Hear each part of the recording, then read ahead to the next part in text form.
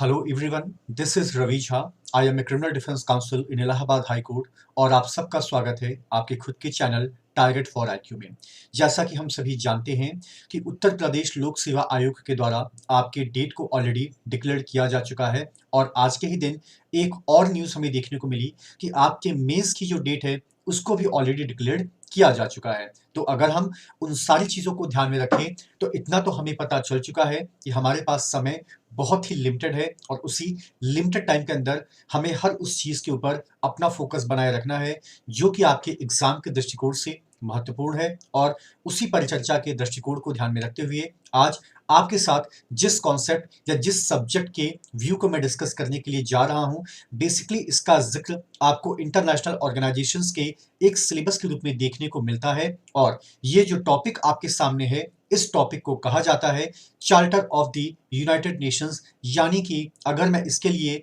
ये शब्द यूज करूं कि संयुक्त राष्ट्र का संविधान, तो ये कहना शायद किसी भी तरीके से गलत बिल्कुल भी नहीं होगा। आमतौर पे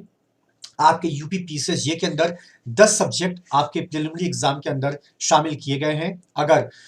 उन 10 में से एक सब्जेक्ट को हम देखते हैं तो पर्टिकुलरली वो आपका करंट इंटरनेशनल अफेयर्स यानी कि आपका जीके से डील करता है, और जो दूसरा सब्जेक्ट है वो बेसिकली डील करता है आपका इंटरनेशनल ऑर्गेनाइजेशन से यानी कि अंतरराष्ट्रीय संस्थाओं से। जब हम उसकी गहराई में जाते हैं तो हमें ये पता चलता है कि वहां पे ज्यादातर उनका मेजर फोकस होता है इंटरनेशनल ऑर्गेनाइजेशंस के कुछ पार्ट पे, और ज्यादातर उनका फोकस होता है आपके संयुक्त राष्ट्र के चार्टर के ऊपर। तो आइए देखते हैं कि आखिर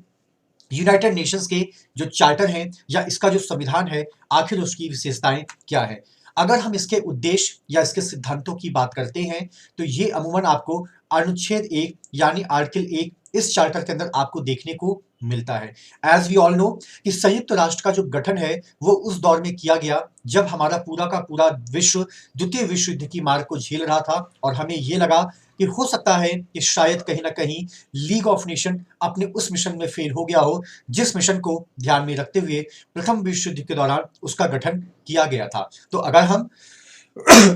माफ कीजिएगा,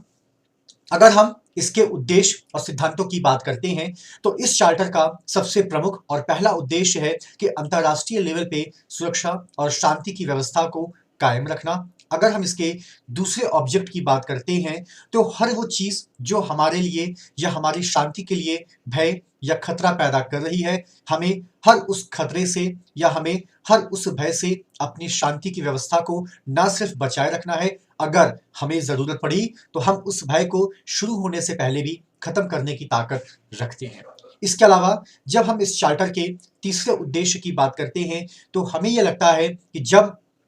एक साथ काफी सारे मेंबर स्टेट किसी जगह पर यूनाइट होते हैं या अगर वो अलग अलग भी हैं, so there might be possibility कि उनके बीच जो शांति की व्यवस्था है वो भंग हो सकती है। ऐसा भी हो सकता है कि कोई राष्ट्र या कोई देश विद्रोह कर सकता है। तो अमूमन यहाँ पे अब ये देखा गया है कि अगर मान लीजिए कि अगर ऐसी कोई परिस्थिति डेवलप होती है या पैदा होती है तो क्या संयुक्त राष्ट्र के पास उतने मेजरमेंट है कि उस एग्रेशन को या उस सप्रेशन को या उस ब्रीच ऑफ पीस को किसी तरीके से दबाया जा सके या कंट्रोल किया जा सके। और अगर हम इसके चौथे ऑब्जेक्ट की बात करते हैं तो इवन दो इस यूनाइटेड नेशंस के अंदर आपको एक इंटरनेशनल कोर्ट ऑफ जस्टिस भी देखने को मिलता है, लेकिन क्या सारे के सारे मैटर्स हमारे कोर्ट ऑफ जस्टिस में ही जाएंगे? क्या हमारे पास कोई दूसरा ऑप्शंस नहीं है, लाइक आपका आर्बिट्रेशन के रूप में, मीडिएशन के रूप में, कंसलेशन के रूप में, जहां पे उसी कोर्ट के द्वारा हमारे मैटर को रेफर किया जाए? और अगर ऐसा संभव है तो आई डोंट थिंक सो कि ये ज्यादा बेहतर नहीं होगा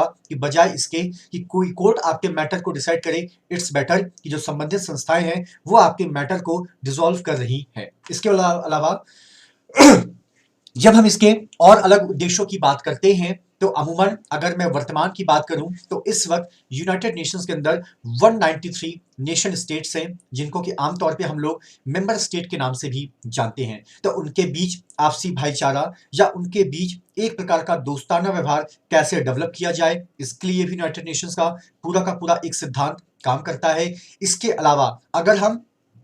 एक साथ 193 मुल्क की बात करते हैं तो उस लेवल पे कई बार हमारे लिए भी कई बार ऐसा फेस आता है या हम अपने आप को बेबस महसूस करते हैं कि शायद हम यूनिवर्सल लेवल पे पीस को मेंटेन करने में कामयाब ना हो पाए। तो यूनाइटेड नेशंस का एक प्रमुख ऑब्जेक्ट ये भी है कि यूनिवर्सल लेवल पे हम अपनी शांति की व्यवस्था को कैसे कायम रखते हैं, ना सिर्फ उन 193 मेंबर स्टेट के लिए जो हमारे यूएन के चार्टर के ऊपर एज अ सिग्नेचरी स्टेट है, बल्कि उनके लिए भी जो किसी कारणवश यूएन के मेंबर फिलहाल नहीं है। इसके अलावा अगर मैं इस चार्टर के अगले उद्देश्य की बात करता हूं, तो अंतरराष्ट्रीय लेवल पे एक मुल्क दूसरे मुल्क को कैसे कोऑपरेट करेगा, आपस में किस रूप से वो आर्थिक, सामाजिक, सांस्कृतिक और नैतिकतावादी भाषा का परिचय देंगे, या किस तरीके से एक दूसरे को वो सपोर्ट करेंगे, इस बारे में भी ये चार्टर आपका पूरा का पूरा बात करता है। तो अगर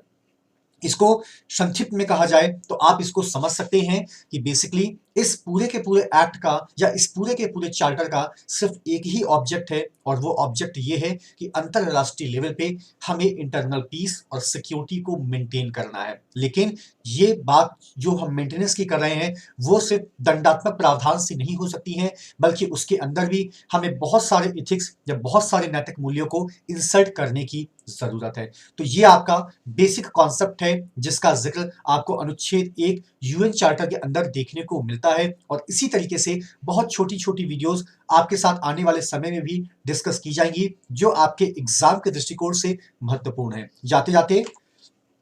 एक बार मैं फिर कहना चाहूंगा कि ये जो पूरा का पूरा कॉन्सेप्ट है इंटरनेशनल ऑर्गेनाइजेशंस का, इसके अंदर अगर हम सबसे महत्वपूर्ण पार्ट की बात करते हैं तो वो आपका यूएन है। इसलिए दोस्तों इस यूएन के कॉन्सेप्ट को बहुत ही डिटेल में और बहुत ही ध्यानपूर्वक आपको समझने और देखने की जरूरत है। इसके अलावा हमारे प्लेटफॉर्म पे समय समय पे अलग अलग बैचेस को भी लॉन्च किया जाता है। तो अगर आप उस बैच में अपने आप को एनरोल कराना चाहते हैं तो आप डिस्प्ले पर दिए गए नंबर 7500110314 पे कॉल या मैसेज भी कर सकते हैं। So it's all about the concept of the charter of the United Nations, and thank you so much to all of you for all your love and support to the team of target for IQ।